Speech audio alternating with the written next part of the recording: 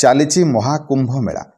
तेबे जो मानकर शक्ति अच्छी सामर्थ्य अच्छी से तो पलाउछंती कुंभ मेला को गंगा नदी में बुड़ पकाइवाई मेला देखापी।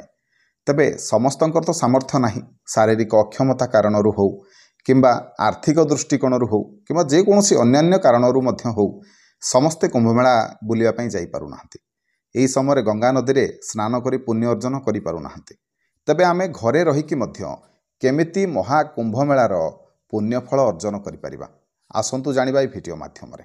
नमस्कार, मु मनोज दास, स्वागत आपण मानकु आजिकार ई भिडियो रे।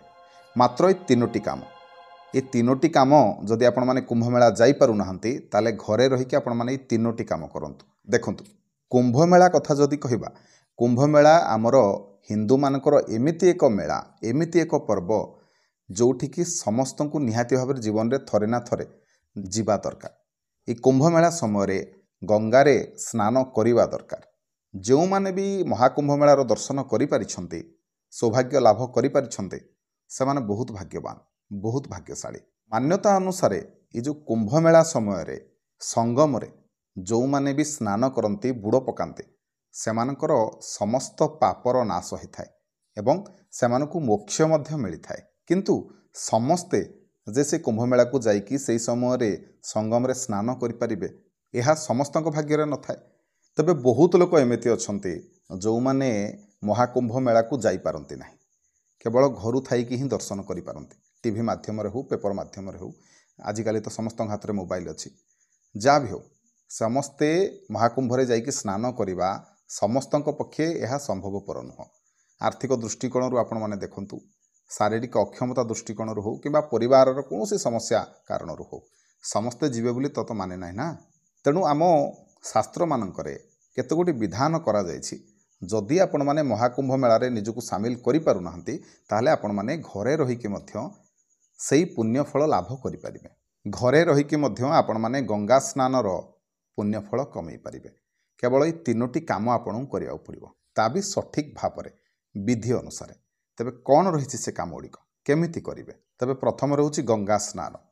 महाकुंभ रे मुख्य कथाटी है कौन ना गंगा स्नान। गंगारे स्नान करने द्वारा यह आम देह को पवित्र करने सहित आमर आत्मा को मध्य पवित्र करें। आपण मैंने जदि घरे थी गंगा स्नानर फल अर्जन करने को चाहूँ ताहले गाधेवा समय आपण मैंने कौन करेंगे ना किसी गंगा जल नहीं आपण मैंने जो पानी रे गाधौंते से पानी रे किसी गंगा जल मिसैकी गाधातु। तेबे गंगा जल रे स्नान करने समय गंगा मातांकर निहाती भाव रे स्मरण करंतु। स्नान समय यही मंत्रटी निहाती भाव रे पाठ करेंगे। मंत्रटी कौन ना मंत्रटी है ओम नमो भगवती गंगे नारायणी नमः। ये मंत्रटी निहाती भाव रे पाठ करेंगे एवं गाधेबे। माने कुंभमेला न जाई पारले मध्य कुंभमेला समय आपण माने गंगारे स्नान करि न पारले मध्य आध्यात्मिक दृष्टिकोण आपण माने घरे रहीकि मध्य जदि गंगा जल रे स्नान करंती ताहले केतेकांशरे आपण माने सही गंगा स्नानर फल मध्य प्राप्त करिपारिबे। तेणु ये उपायटी निहाती भाव में पालन करंतु। जदि आपनको घरे गंगा जल नाही ताहले आपण माने कोन करिवे? से परिस्थिति रे आपण माने जे कोनोसी पवित्र तीर्थ जलर व्यवहार मध्य करिपारिबे। जदि कौनसी तीर्थ जलर व्यवहार भी आपण माने करि पारलेनी, आपणको पाखरे नाही से सुविधा नाही, ताले आपण माने जो पानी रे गाधौछंती गाधेबा समय निहाती भाव रे आपण माने स्मरण करंतु, चिंतन करंतु माँ गंगा देवींकर। जदि स्नान समय आमे माने माता गंगांकर स्मरण करंती जो जल आम पाखरे भी थाउ मंत्र बल रे ताहा गंगा जल रे मध्य परिवर्तित हो पारे बा गंगा जल सदृश मध्य ताहा आम पई होई थाए। तबे द्वितीय उपायटी होछि कोन ना आध्यात्मिक ध्यान। आपण माने निहाती भाव रे घरे पूजा करथुबे, तेणु एई समय पूजा करिबा समय आपण माने किछि समय माता गंगांकर ध्यान करंतु, माता जमुनांकर ध्यान करंतु, माता सरस्वतींकर ध्यान करंतु। ये तीनोटी पवित्र नदी मानकर आपण माने ध्यान करंतु। ता सहित आपण माने जेउ देवादेवी को पूजा करूछंती तांकर मध्य किछि समय ध्यान करंतु। करबा द्वारा कोन हबो ना आमे कुंभ मेला रे जाइकी जो ध्यान करिथांते बा जे कोनोसी साधु मानकर दर्शन करिथांते घरे रहीकि मध्य जदि आपण माने सठिक विधि रे पूजा करंती, भगवानकर ध्यान करंती, ताहाले मध्य आपनको सेही सब पुण्यफल लाभ हबो। तापर होछि दान। ये समय दानर बहुत महत्व रही। जो माने भी कुंभमेला जाउछंती आपण माने देखुथुबे वीडियो माध्यम रे, से माने बाबा मानंकु साधु मानंकु किछि ना किछि दान करूछंती। ତେଣୁ ଏହି ସମୟରେ ଆପଣମାନେ ଘରେ ରହିକି ମଧ୍ୟ ଦାନ କରନ୍ତୁ। ଆପଣଙ୍କ ଘରକୁ ଧରନ୍ତୁ ଭିକାରୀ ଆସିଲା, ତାକୁ କିଛି ଦାନ କରନ୍ତୁ।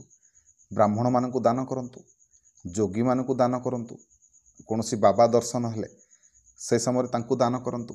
ସେ ସମୟରେ ମନ୍ଦିର ଯାଆନ୍ତୁ ଦର୍ଶନ କରିବା ପାଇଁ। ସେ ସମୟରେ ଯିଏ ବି ରୋଗୀ ଦୁଃଖୀ ଯିଏ ବି ଆପଣଙ୍କ ନଜରରେ ପଡ଼ିଲା ତାଙ୍କୁ ବି କିଛି ଦାନ କରନ୍ତୁ। ଛୋଟ ଛୋଟ ବାଳକମାନଙ୍କୁ କିଛି ଦିଅନ୍ତୁ। ନିହାତି ଭାବରେ ସେଇ ଯେଉଁ ପୁଣ୍ୟଫଳ ଆପଣଙ୍କୁ ପ୍ରାପ୍ତି ହେବ। ମନେ ରଖନ୍ତୁ, ଏହି ସମୟରେ ଆପଣମାନେ ଯେତିକି ଦାନ କରିବେ ତାର ପ୍ରତିଦାନରେ ଆପଣଙ୍କୁ ବହୁତ କିଛି ପ୍ରାପ୍ତ ହେବ। ତେବେ ଏହି ସମୟରେ ଆପଣମାନେ କଳା ରାଶି ଏବଂ ଅର୍ଣ୍ଣ ୟାର ବିଶେଷ ଭାବରେ ଦାନ କରନ୍ତୁ, ଯାହାକି ଏହି ସମୟରେ ଦାନ କରିବା ଉଚିତ। ସାଧୁମାନଙ୍କର ବାବାମାନଙ୍କର ଆପଣମାନେ ସେବା କରନ୍ତୁ। ରୋଗୀମାନଙ୍କର ଦୁଃଖୀମାନଙ୍କର ସେବା କରନ୍ତୁ। ନିଶ୍ଚିନ୍ତ ଭାବରେ ଆପଣଙ୍କୁ ମଧ୍ୟ ସେହି କୁମ୍ଭମେଳାର ପୁଣ୍ୟଫଳ ପ୍ରାପ୍ତ ହେବ।